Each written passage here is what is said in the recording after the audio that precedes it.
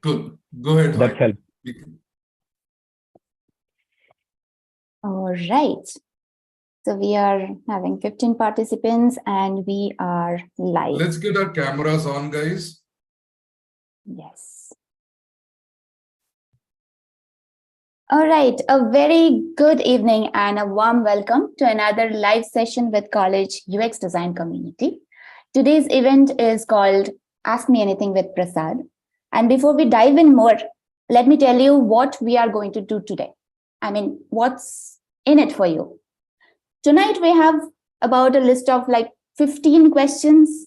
All of these questions are from our community design practitioners about various aspects of UX design. Some of them were encountered by their job interviews, or maybe some of them are their real life experiences faced while working on a project. So whatsoever, these questions are going to be valuable for each of you if you are a designer. Now, I know 15 questions are a lot of questions and we have just 1 hour time. So rest assured, we have prioritized these questions based on the popularity and the interest within the community so that you know that you'll get most out of the session. And if you are viewing us on live on YouTube, then you can also share your questions in the live chat section. And we would try to answer the question if the time permits.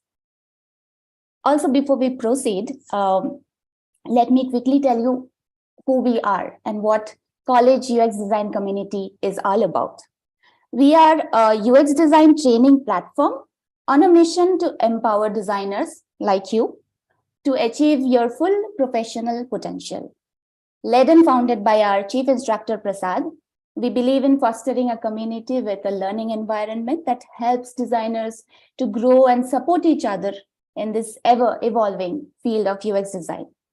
We also do weekly meetups every Friday, where our designers discuss problem statements, they present their portfolios for feedback, and we also participate in various design learning activities on guidance of Prasad. Now, without any further delay, let's give a warm virtual welcome to Prasad to take the questions and get ready for finding some valuable wisdom. So Prasad, should we proceed with our first question? Yes. All right. Our first question is from Arushi. I see that Arushi is here. Hi, Arushi. You are on mute. Hi, and congratulations. So for your information, guys, Arushi just cracked a UX designer job. So Yes. good job. Arushi, would you like to ask your first question? Yeah, sure. But like, first of all, I want to take a moment to express my gratitude, because of this mentorship and your support and guidance. Like, it has been invaluable for my journey. Like, I have achieved like personal and professional growth, and Friday sessions are the best. I've learned a lot from these sessions. Yeah. So that's how I'm able to, crack that interview also. So thank you. And Congratulations. thank you so much. And the first question is how to make design systems scalable? What do we add in? There are like components like atoms, molecules, and organisms. How do we categorize everything? So I think the easiest way to kind of think about scalability, okay, is again, you need to think about what is being asked of you at work. Okay, if somebody has already done the designs and you are adding to it, it's a different way of approaching it, as opposed to saying nobody has done anything and you're starting from the ground up. Okay, so let's say somebody has done something already. Okay, what you're going to do is either they have a design system or they just put something together. Now, if they have a design system, great, you just follow it. If they don't have a design system, what you're basically doing is you're looking at the work that's been done and you're trying to classify it in terms of, well, what are the core colors that are being used, right? Simple stuff, okay? which is what are the colors, what is the number of different types of typographies. What you may realize in the process of doing that, this is what you're doing is inventory taking. Okay, you're looking at all the inventory of everything that's been done. And more times than not, you will discover that there are 15 different colors. There are 20 different fonts. Okay. Now, the moment you discover that as part of your inventory, this is a great opportunity for you to sit down and talk to your business partners or to your design partners and say, listen, there's so much variation. Can we reduce this variation to just these fonts, these colors, these layouts? Okay, so that is a discussion. And again, scalability is not just doing the technical aspects, but it's also about managing expectations and working with your team, because it's such a huge initiative, or generally design tends to become a big initiative. So what you want to do is you want to make sure everybody's on the same page with you. Okay, now once everybody agrees, yes, let's do this, then you're saying, okay, now can we reduce these, these are my recommendations, here's my colors, here's my layouts and stuff like that. Now, the simplest way that you want to do this is how if you can open up, let's say, the material design standards. So you can just literally look at existing standards and see how they define their atoms, molecules. Okay, so what they do is they do the colors, they do the layouts and all that stuff. So let's see, just go to iOS or wherever. Yeah. So if you just scroll down, you'll see patterns, foundations, and patterns. Now on the right hand, on the left hand side, hi. Yeah. So, and go to foundations first. Foundations will tell you what the styles are. Okay. So go to color.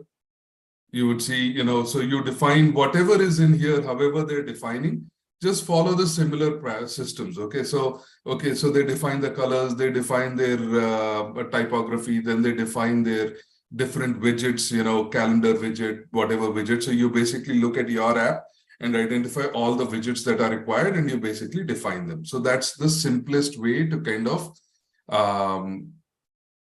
be scalable. Now you can also define your icons. So go to icons. So you can say, these are all the places where you'd use your icons, and this is what each of those icons mean.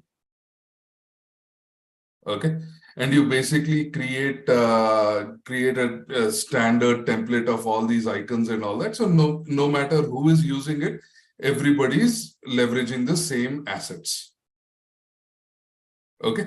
So does this, but then if you are doing it from the ground up, I would basically encourage, we have the variabilization classes where we say, how do you do your molecules, your atoms, molecules, and compounds. So just search for variabilization on YouTube, and you will see it's a 3-part series that goes all the way from the smallest component all the way to the most complex widget.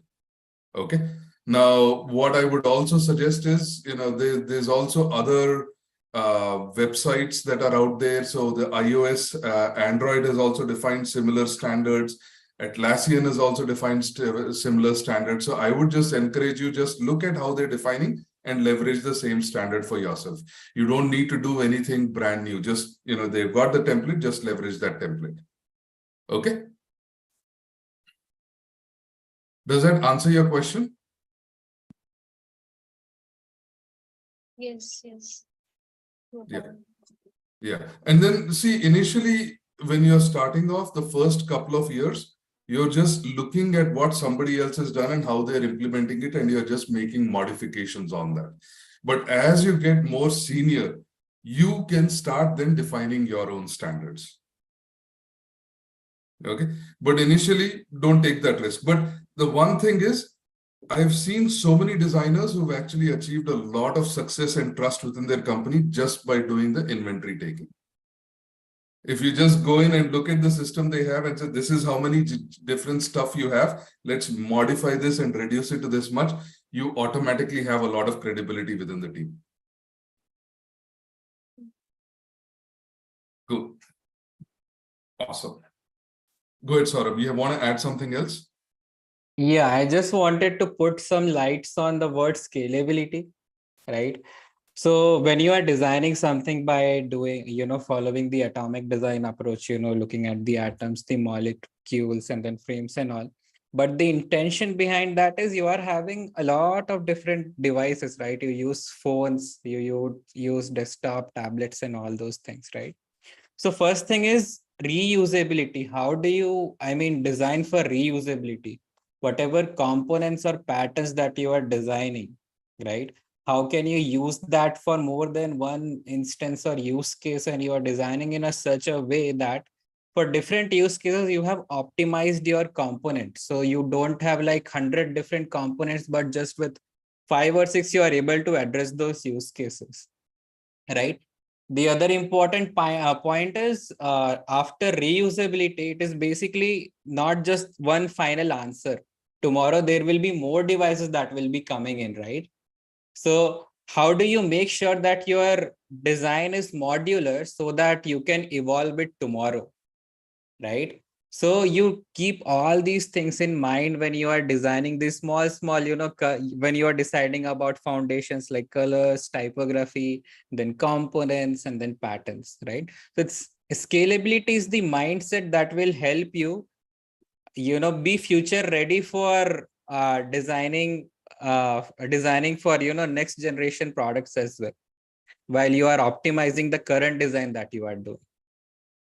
Yeah, thank you. Cool. All right. Awesome.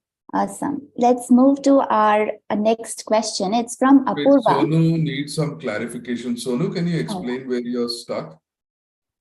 The last part where you said something, the inventor, I don't remember the last part where you can increase your credibility within your company, something. So it's an inventory. So what you're Yeah. doing is you're just looking at the app or whatever software that you're working on, and you're saying, okay, let me just look at how many different colors are being used. Let me look at how many different fonts are being used. Okay.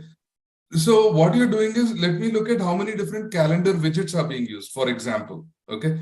So what you're doing is you're inventorying, okay, for calendar, this is how many ways, different ways we are communicating. For colors, this is how many ways.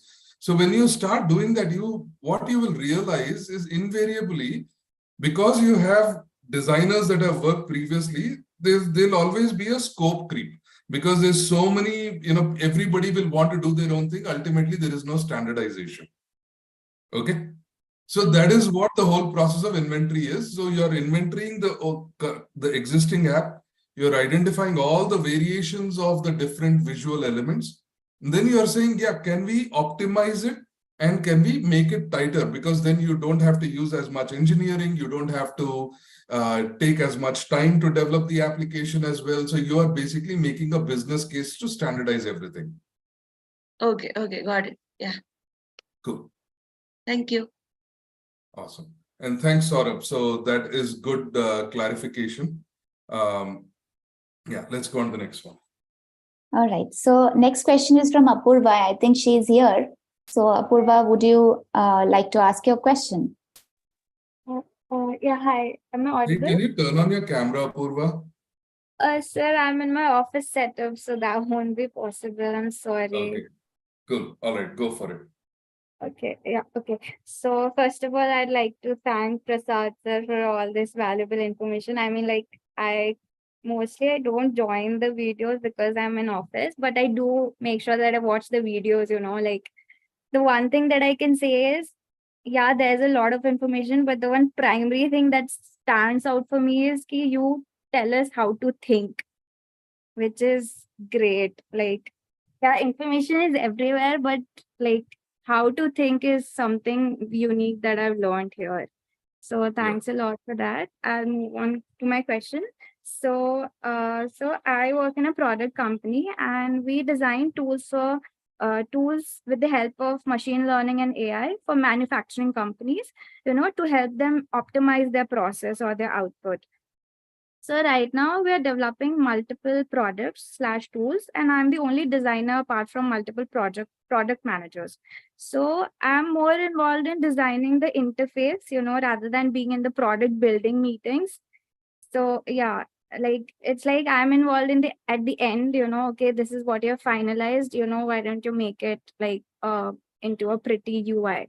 So and I want to be part of the product building phase because that kind of intrigues me. So the challenge that I'm facing right now is, since I'm working, we are developing multiple tools. So I'm working on multiple tools, and if for the other tool there's some meeting, I'm working on some other tool and I can't be part of that meeting. So that's really kind of, like getting on my nerves. So I don't know how to deal with that. Apurva, how many engineers do you work with? Everyone is an engineer, like backend, front end, data scientists. They're all from technical backgrounds. So how many by number? I would say some 20 maybe. Okay. All right. So because the healthy ratio when we are hiring for designers, the healthy ratio is one designer or for every 5 engineers. Okay. Okay. So technically you need to have in your team about, if you have 20, then you need 4 designers to be working with you. Okay. Okay. Now, the unfortunate part, and this is again unfortunate because we don't necessarily, there's not that many designers in the market. So the quality, both in terms of quality as well as quantity. Mm-hmm. Okay.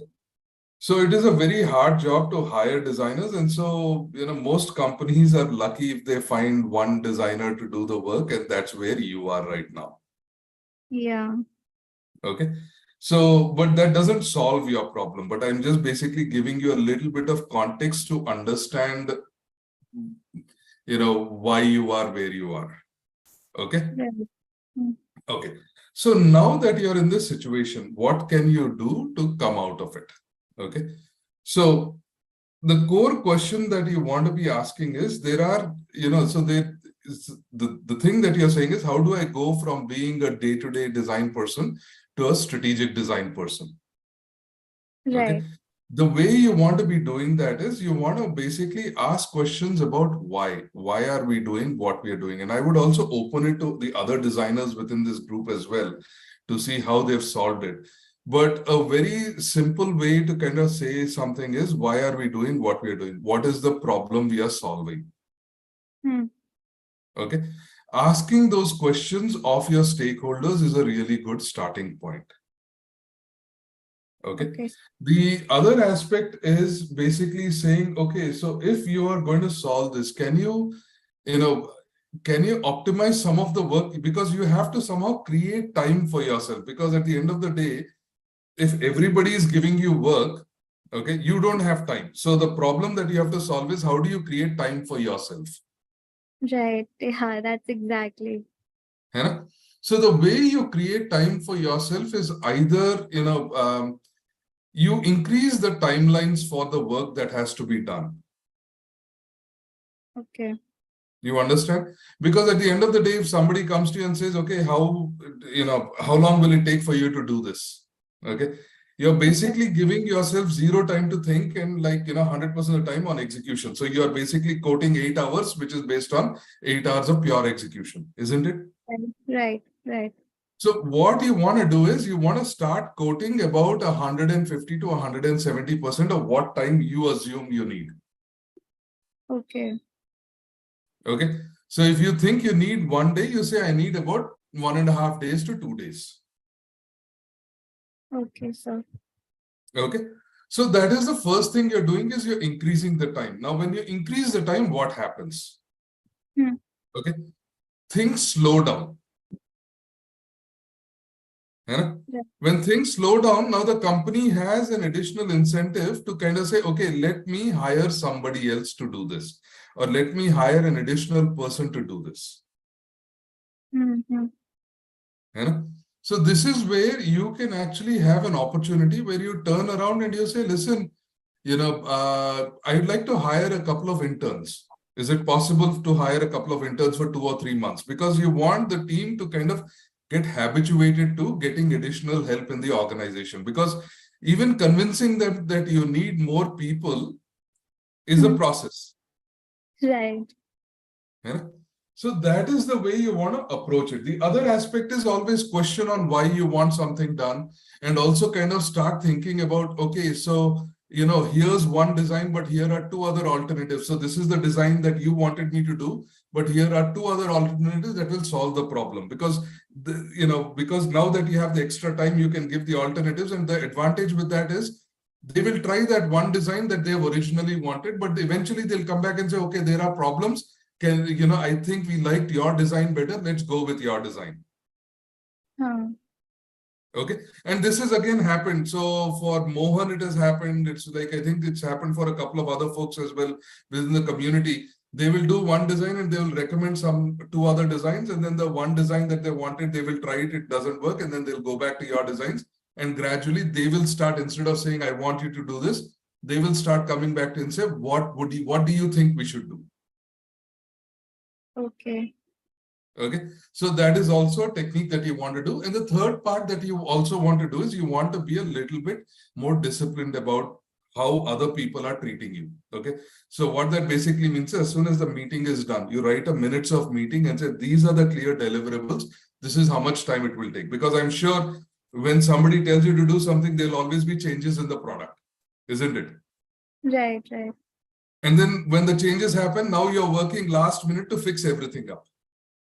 Yeah, that happens. Right? But then where are you taking the time from? Okay, you are staying awake or you're staying late and you're kind of trying to complete everything. That is not good because you're not giving yourself time to think. So what you do is you write a minutes of meeting and say, okay, this is what we agreed to. This is how much time it will take. Now, if somebody changes the specification and you email it to everybody who's in the meeting room, okay? So now if they change it, you say, well, we agreed to this, you're asking me to change it. So is it possible that I would need another 6 more hours to do this? Okay. Okay. So now you are imposing a cost for somebody for making changes in your product or in your work product in the end. Okay. Yeah. So that is, I think, one of the most important aspects that you need to do. So if you ask me to put in 10 words or less, I would say, start protecting your time and start creating space for yourself so you can start thinking and doing more strategic work. Yes, sir. Understood. Okay. And the strategies that you would do it is 1, minutes of meetings. The second is you start quoting more realistic time frames.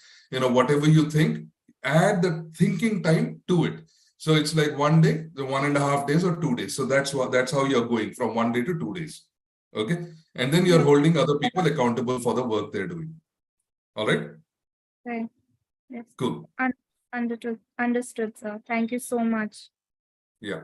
Yeah. No, best of luck. Keep us posted on how this works. And I think this is probably the #1 challenge that every working designer has, is how do I get my team to stop being, forcing me to do just this one thing that they think I know, but whereas I can do something else. Right. And like, there's one thing that I struggle with is the mindset that everyone has. Like, okay, you're a designer, that means you're just supposed to make things look pretty. That's the mindset that everyone has, which is also quite challenging to deal with. I mean, that is the truth, because I mean, that's the truth in what I mean by that is, that's obviously not what designers do. However, that is the truth from the perspective of the person who's hiring you. When they hire you, they just want something to look good. Right. Okay. The person that's hiring you doesn't realize the complexity in the tool. Right. Right. So they don't understand that. So that is why they're just saying, okay, I can see something that is not looking good, so I'm going to hire somebody to make it look good.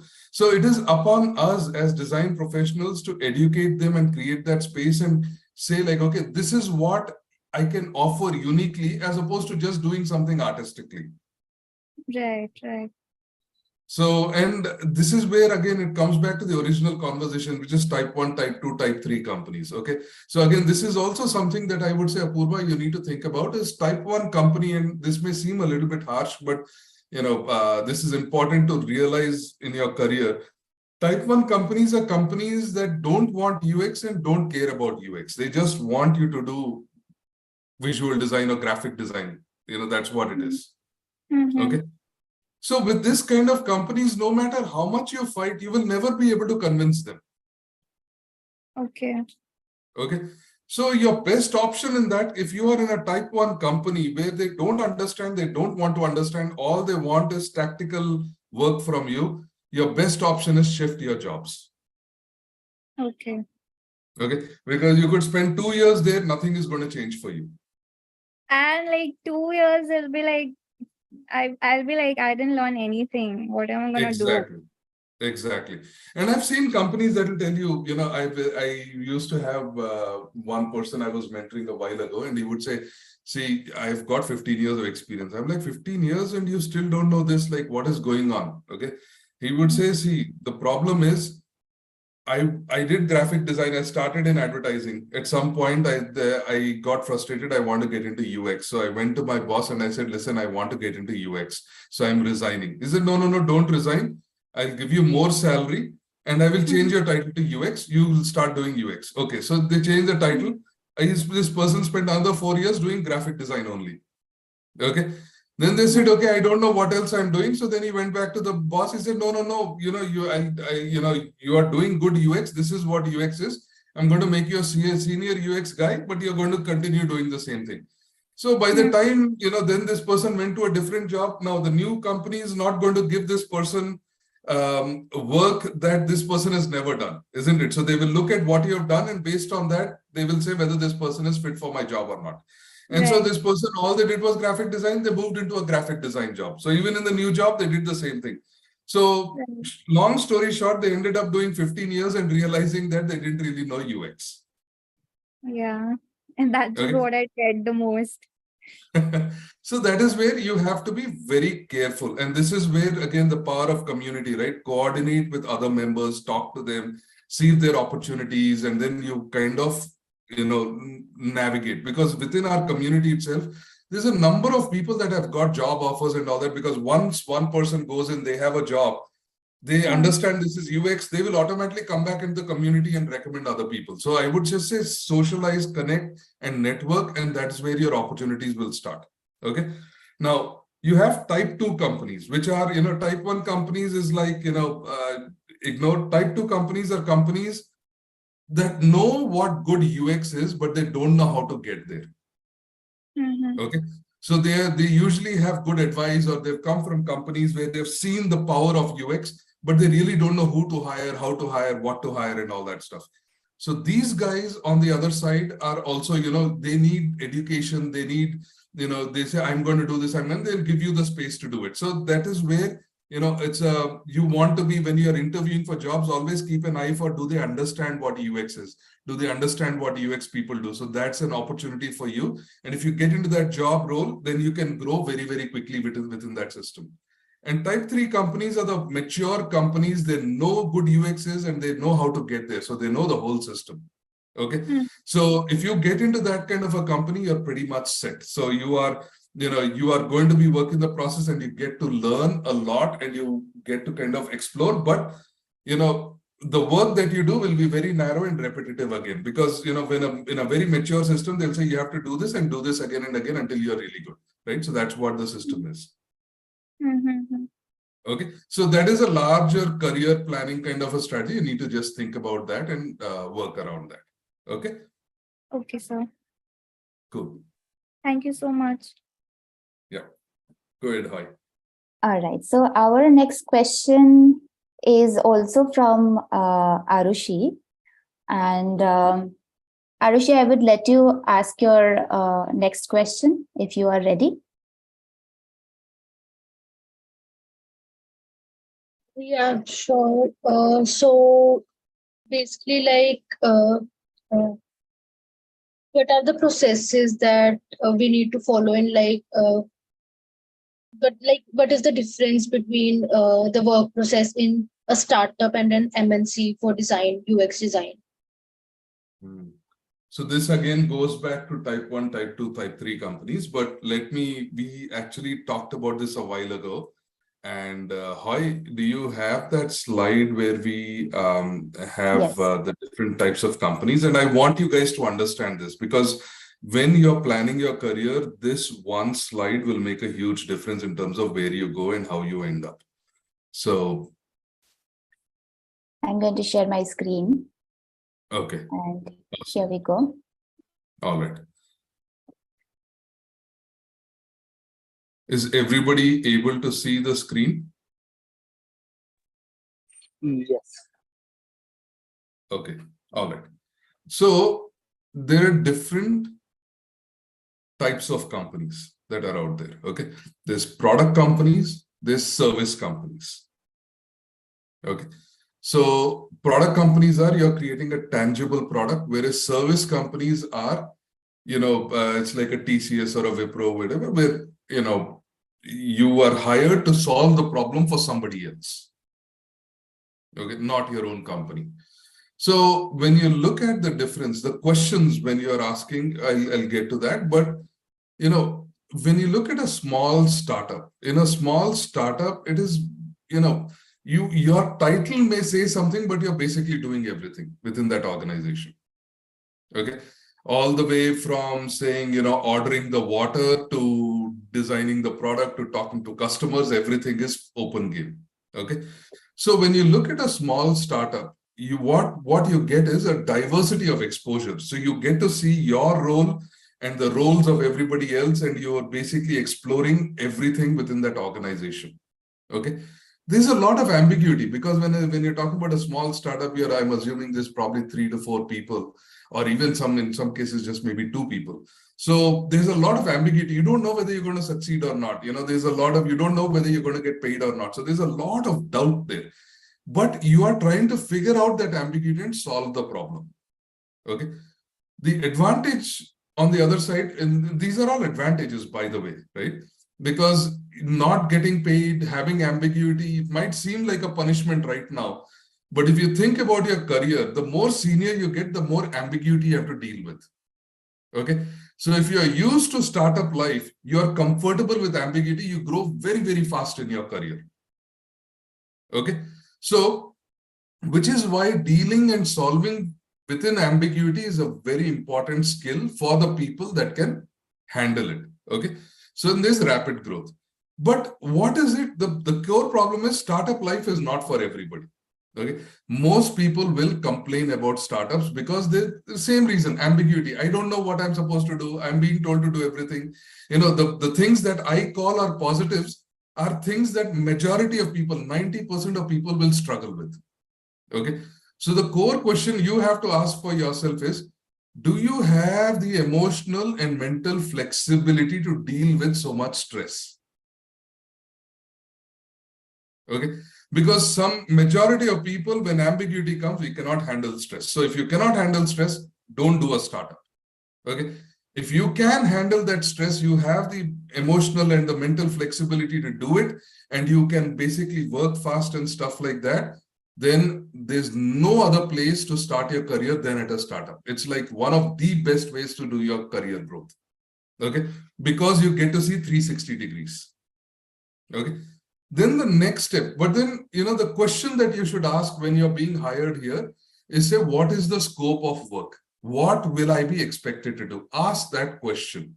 Okay. What problems are you expecting me to solve? Okay. So if the startup person can explain, I want you to solve problem 1, 2, 3, 4, that's good. They have a clear expectation. They understand what problems they are solving, and therefore you can execute with them and have fun growing with them. Okay. Now, of course, in a startup, you may probably not get paid as much as well, but that's okay. First 5-6 years, I said, don't even worry about your salary. Just focus on where you're learning and how you're growing. Okay, that's the primary focus. Then you're looking at a product company that's scaling up. So this is generally a company where the concept has been proven, customers are coming in, and now they want to scale up the product from from the thousands of customers to millions of customers. Okay, this is where you're looking at, you get exposed to real world problems, like actual problems of like how are the customers reacting at scale? What are the problem, right? How do you, but they have no process in place. So you are setting up the process, you are setting up the system in a scaling up company, because before that they had no process or system. Now they need the process and system to scale up. Okay, so this is also the exact same case where we talked about design systems. Okay, so when you're a startup, nobody cares about design systems. Okay, let's just put something in front of the customer because we don't know if we'll be paid next month or not. Okay, whereas when you're in a scaling up company, now everybody knows, okay, I've created thousands of screens, now I need to optimize. I need to scale up my engineering, I need to scale up my design. So this is where you are. This is the kind of work that you'll be doing, is looking at the scaling up, looking at simplification, looking at standardization. So what do you need to have? You need to have very strong execution skills. You need to have that attention to detail. You need to be able to communicate, because just like they're hiring you, they're probably hiring 20, 30 other people in other, maybe hundreds of people in other parts. So you need to be able to communicate with everybody and coordinate. And you need to have a demonstrated work history. So you need to have that experience of working at scale. Okay. So somebody could argue, okay, I worked in a startup. Can I work in a company that scaled up? No, there are different skills there. Okay.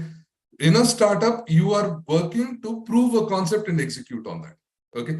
Whereas in a scaling up company, you are taking a proven concept and simplifying and standardizing it. It's a very different skill. Okay. It's a very different skill. Sorry. Okay. So that skill of standardization, optimization, and all that. So the questions that you should be asking is, well, what is the organization like? Who reports to whom? How does the product get made? Okay, what is the product? What is the problem you're asking me to solve? Okay, but usually a scaling up company is one which will pay you a good amount of money and bring you in as well. So money will not be a problem in this kind of an organization. Now, when you're talking design agencies, it's a completely different ball game altogether. Okay. Design agencies are basically, the benefit that you get is you'll work in 20 different domains in maybe 3 or 4 years. Okay. So unless until it's a company like UX Reactor where you only work on one domain for about a year, year and a half. Okay.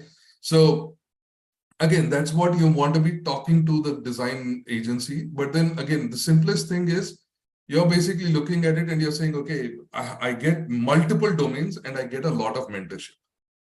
Okay. Now, design agencies, by definition, when they are negotiating with their companies and all that, the companies will not want to pay them a lot of money. Okay. So they are always negotiating to lower the prices. So the design agencies generally, compared to a product company, may not have that much money, but they have a lot of positions and roles open. Okay. And they are much more willing. So they may not be able to pay you as well as a company that is as a product company, but they'll be much more willing to mentor you and guide you. Okay, so the difference here is, again, it is, you have to be able to commit your time to the design agency. You can't say like, okay, I'm going to go for 6 months and leave, because in which case the company will not commit to you, neither will you learn anything. So what you want to do is you want to plan 2 to 3 years with a design agency at the very least and say, okay, I'm going to give 3 years. I'm going to learn. I'm going to be exposed to all the different, ways of thinking and stuff like that. And you are basically wanting that mentorship for conceptual and execution improvement. Okay. So the questions that you want to ask is, who are the clients? Okay. What kind of problems are you solving for them? Because if you go to a design agency that is doing only graphic design work, you're wasting your time there. Okay. So you want to go to a design agency where the problems are interesting, meaty, and the clients are relying on them to solve those difficult problems. That is where you get like the best exposure that you want. Okay. And finally, you come to like a multinational company. And again, multinational is a very Indian way of saying it, but it's a company that operates in multiple regions. And so what you're basically looking at is you're going to get a very solid brand. You're going to get visibility. Okay. But that company will basically look at saying, listen, I don't have the time to mentor you or whatever, but you need to execute. You need to have conceptual skills and execution skills. And notice at each of the steps, I've said there are 2 different skills. There's conceptual skills, there's execution skills. Okay. So you need to have both of those. You need to have good communication skills and you need to have a demonstrated history of conceptual work. So that is where you have a better opportunity of working with them. The only question that you want to ask these companies are, well, are you outsourcing your work or are you partnering? What is the difference within that? Okay. Outsourcing, again, what I mean is, especially if you're working in India, I've seen multinational companies like the big top 10 companies. They will just say, okay, here's the map. I want you to draw lines on the streets. Okay. And you have a title of UX designer. Well, that's an outsourcing kind of work. You don't want to do that. Okay. Even though you're a full-time employee with that company. So you want to basically look at how are they relating to the person where you are located. Are they just outsourcing the cheap work, or are they saying, let's work together to create an amazing product? Okay, so this is how you would think about different companies and different approaches. And again, no one approach is best for everybody. It depends on you. Okay, what do you want? What is your mindset, and how do you want to grow in your career? And according to that, you basically choose which one works for you. Okay, does that answer your question, Arushi? Yes. Cool. Awesome. All right. So I'll stop sharing now and we'll move to the next question. Our next question came to us as an anonymous question. The person do not want to share their name, but it's a very intriguing question and it's a communication level question. So I'll just read it out, Prasad. How can we create a safe and supportive feedback environment for our peers where they feel comfortable and confident while receiving feedback in front of others without worrying about their confidence and their reputation being at risk?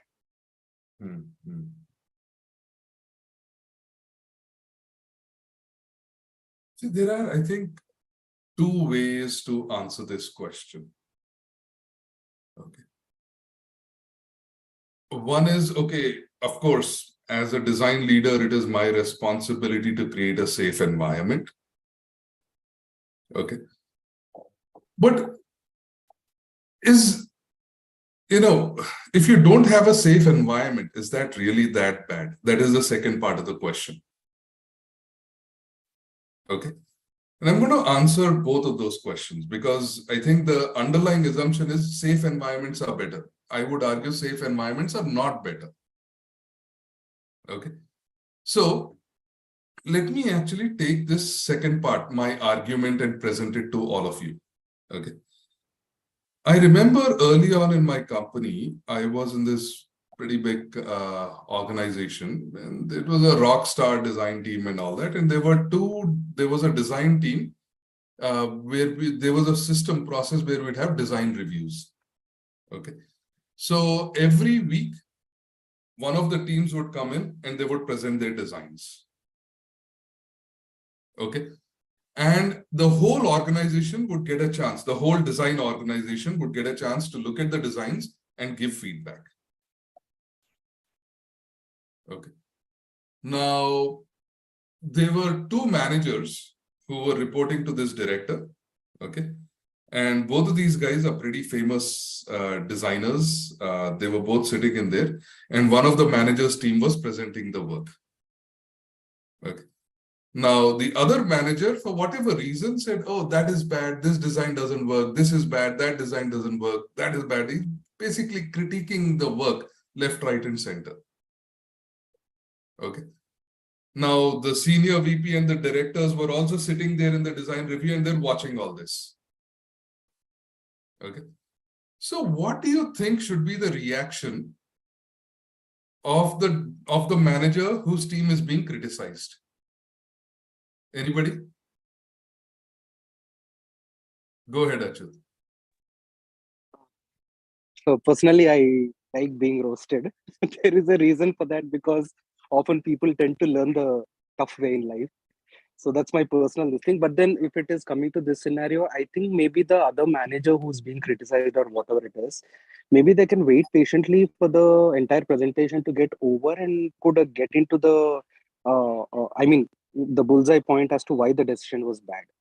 Is it is it coming from a very personal, is it a personal vendetta because it is happening from a political angle in the organization for whatever reasons? Or is there some really problem on the, there is a problem in the way the solution was approached at.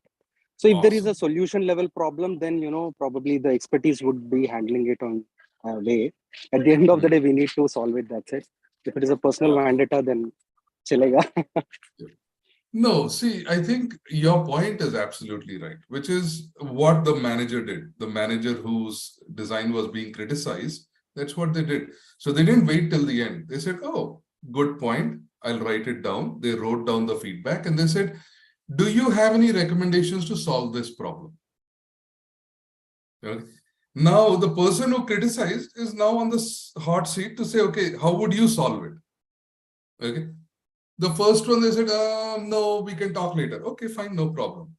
Then the second time the thing happened, this person again criticized. They said, okay, good. I'm going to write it down. Do you have any recommendations of how we should change this? No, I don't have any solutions. Okay, fine. Then the third time they came, criticized again. This person again said, oh, thank you very much. Do you have any recommendations? Okay. Completely calm. There was no personal attachment to the design. Okay. We're just looking at the approach. And by the time the three criticisms were done and the person asked and the other manager could not answer, by the time everybody in the team, the whole organization realized that that person who was criticizing was just criticizing for publicity. Okay. They lost the respect of the organization and they left the company within a year after that. Right? Their career in the company was done. Okay. Because everybody in the organization knew this person just talks but cannot do. Okay. Now, let's actually take it the other way around. Okay. Let's say the person had genuine points to make, like, yeah, I would change this, I would change this, I would change this. Okay. Then I would actually welcome that feedback, because the common assumption that we think is when I do the design, I'm putting my heart and soul into it. Okay, you put your heart and soul, but it's not personally attacking you. Nobody's attacking your intelligence. See, even with my level of seniority at the level of work that I've done, if you ask me to do designs, I will still make mistakes. Even today, I will make mistakes. Because it is what you call you doing your work, right? When you do the work, you will obviously forget 20 out of 20 things, you might forget 1 or 2 things. Okay. So I cannot be arrogant enough to say I know everything, that I'm perfect. Okay. So what this has done is, even though the other person may not have the proper polish or the correct way of saying it, if they're critiquing you, but they're telling you how to fix it, you should be thankful to them, because they have stopped the product from launching that would have made you look really bad in front of 1 million people. Okay. You just got feedback in front of 10 people, not a big problem, or 20 people, not a big problem. But in front of 1 million people, you're still the hero. Okay. Now, to conversely connect it to within our community, when we give feedback, okay, when somebody presents their portfolio and stuff like that, sometimes it can get relatively harsh. Okay. But what is the problem in that? I've also heard this statement. They say it is harder to present in front of the community than it is to go and present at a job interview. Well, the beauty of it is exactly because if you're presenting in front of a group of people who are not writing your paycheck, they're not hiring you, but they're helping you grow and they're helping you move up, then automatically you've improved. You've gotten over your stage fear. Now, when you're going and talking in front of for a job interview order, you're already practiced. You've already presented in front of 20 people or 30 people. You don't need to worry about presenting in front of 2 people. You've already got all the possible questions about your project today, and you've learned how to answer them. You don't need to worry about what questions the other person is going to ask. Isn't it? So there is a perspective. That is what I say is when you're presenting in front of a small group of people, the way people present or way people give feedback or don't give feedback is okay. It affects, but the way you should think of this is practice. Okay. I am getting feedback here so that I do not lose my reputation when I'm in the real world. Okay. And that is a mindset that we need to think about. Now, that said, how can I be better at giving feedback? So I think the simplest way when we are saying this, one thing I would say is never give fake feedback. Never say that this is good work when you don't think it is good work. Okay, because you're being dishonest and doing disservice to the other person. Would you like somebody to come and tell you when you're presenting your design? Would you want somebody to come and tell you, oh, you did good work, when they don't think you did good work? Right? So you don't want other people to tell you that. So you don't say that to other people. But in every design, you will see something interesting and positive, and you will see something bad. Okay. So my advice is, look at the positive. This is the feedback. When you look at it, say, okay, wow, I like this one specific idea because it is so good. It helps me do this, solve this problem. That's why I liked it. Good job. Okay. But I think these are two areas that I think if you changed and improved, it would make a huge amount of difference. Okay. So when you give that kind of feedback, when you put it in that way, you're saying one good thing, two bad things, that is good. Okay. And so you have to prioritize. Okay. If they had 10 bad things, you prioritize to 2 worst things that if given the feedback, if they improve, it will make a huge difference. And you give the feedback on the 2 things. Don't worry about the remaining 8. Okay. So that way you give 1 good thing, 2 bad things, and then you close it. It's done. It's very, very professional. And it's, the other person also learns from your feedback. Okay.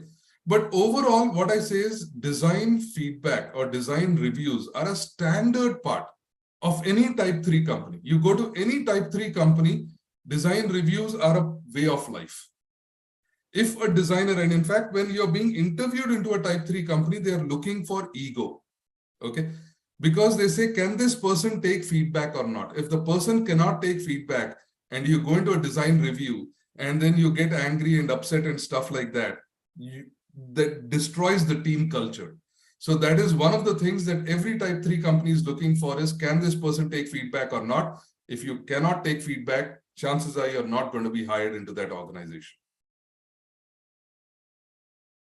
Okay, so that is how important design reviews are in type 3 companies. And again, as you plan your career, you need to get good at accepting the feedback, understanding it, incorporating the changes and moving forward. Don't worry about what somebody said today. You move on. Cool. Yeah, thanks, Prasad. So a relatable question. So Pranav is here, I think. Pranav, are you there? Would you like to ask your question next? So Yes. Yeah, I'm here. All right, amazing. So I know we are running out of time, so maybe this can be the last question. Maybe this can be the last one. Yes. Cool. Okay. Yeah. Go ahead, Pranav. Sorry, can you, you can ask the question, sorry. Because I am yeah? All right, sure. Yeah. All right, sure. So Pranav has a question and a backstory. So I'll just read out the question first. How to improve the power of convincing as a designer? And the backstory is that there is a circumstance where Pranav is willing to start a redesign process of a project that was already initiated by another designer. And then it was incomplete. And now he is accountable for completing it, but he is looking for ways to convince his organization. So he's looking for ways to convince his organization that the redesign should be done. Is that correct? Is that it, Pranav? Yes. Okay. So somebody had started a redesign, stopped halfway through, then you came in, then you said, no, the redesign is a good initiative, so let me redo it. I think the simplest thing is that, look at this, right? So if you want to convince an organization, what do they care about? Time and money. Correct? Yeah, right. So what is the purpose of the redesign? Is the purpose of the redesign to save time or money?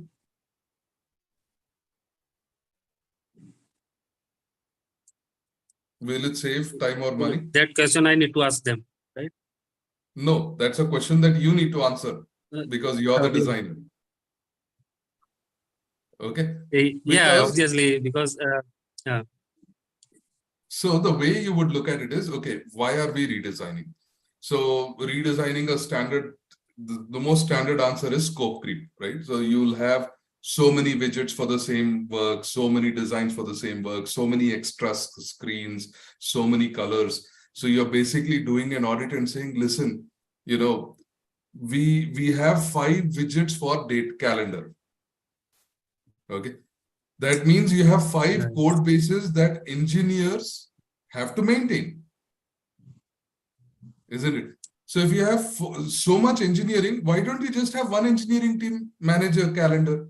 So if we just reduce all of this to 1, you can just work with 1/4 of the engineers. Okay, you can reduce your workload by 75%. Or let us say you have so many colors, you can reduce your workload. And by the way, if you create standardized libraries and standardized code base, okay, in order to launch a product, earlier you had to write everything custom. Now you don't need to write custom. Everything is standardized. You just drag and drop that widget and execute.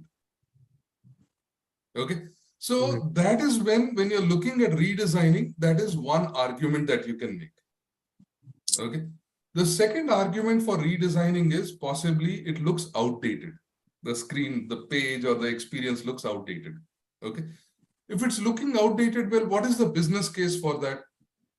The thing is, when you're outdated and you're working with competition in the market, okay, you can say, look at this. In the market, if you're going to a competitor, somebody is able to do this work in 4 steps or 5 steps.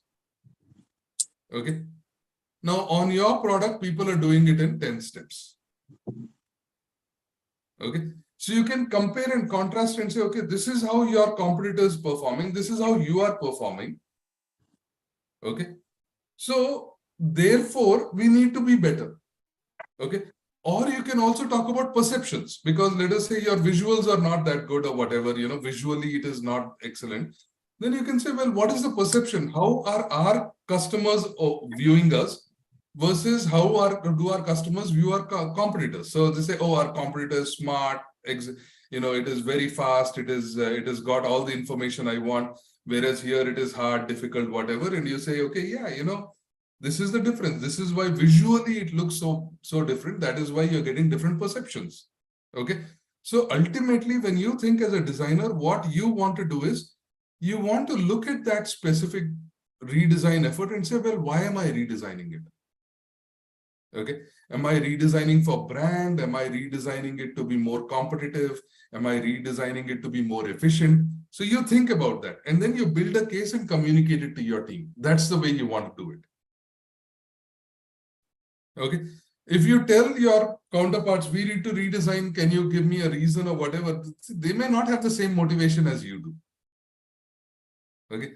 So you are the one that is pushing for it. So you are the one that will have to find a good reason on why it should be done. What is the benefit to the organization and pitch it. Does that answer your question, Pranav? Yes, Prasad. Thank you. Yeah. Cool. Awesome. All right. So we are 7 minutes over time. So maybe we can set up another Ask Me Anything session very soon. And we can answer those questions, the rest of the questions later in that session. Awesome. So next week, I'm thinking we should do an exercise. Okay. And what I would like for you guys to do is find a design pattern. This is just your homework. And if you can share it on the WhatsApp group or the Discord group, find a design pattern that you think is particularly bad. Okay. And a design pattern is essentially a visual element with a certain activity. Okay. With a certain action and a certain kind of prompt.